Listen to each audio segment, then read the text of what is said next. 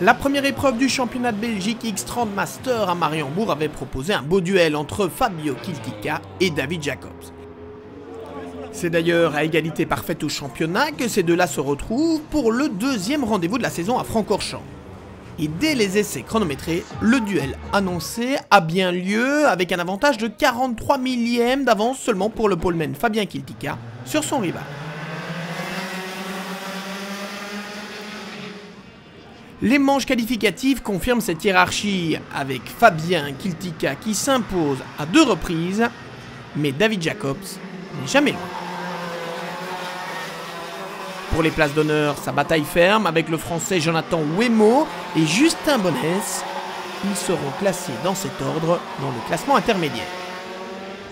Ce sont bien sûr ces pilotes que l'on retrouve au premier rang sur la grille de départ, avec Fabien Kiltica en pôle, David Jacobs à ses côtés, Jonathan Wemo en 3e position et Justin Bonnès en 4e position. Les favoris de cette deuxième épreuve du championnat de Belgique sont connus. Au départ de la finale, Fabien Kiltica conserve l'avantage de sa pole position, mais David Jacobs se glisse directement dans son sillage. Toutefois, le champion titre ne parvient pas à suivre le rythme cette fois, il est même dépassé par Jonathan Wemo, et voilà David Jacobs qui a glissé au 3e rang.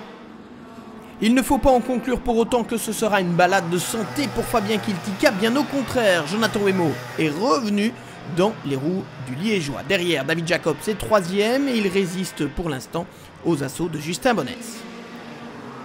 Changement de leader avec Jonathan Wemo qui a doublé Fabien Kiltica, mais celui-ci réplique quelques tours plus tard et il s'impose finalement pour la 2e fois cette saison.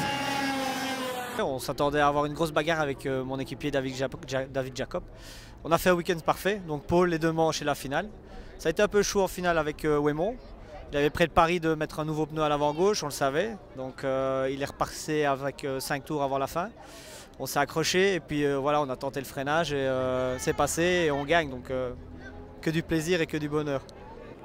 Fabien Kiltica arrivera donc en tête du championnat à Genk les 19 et 20 août où David Jacobs avait remporté la victoire et la couronne l'an dernier. De quoi garantir du suspense lors de ce dernier rendez-vous.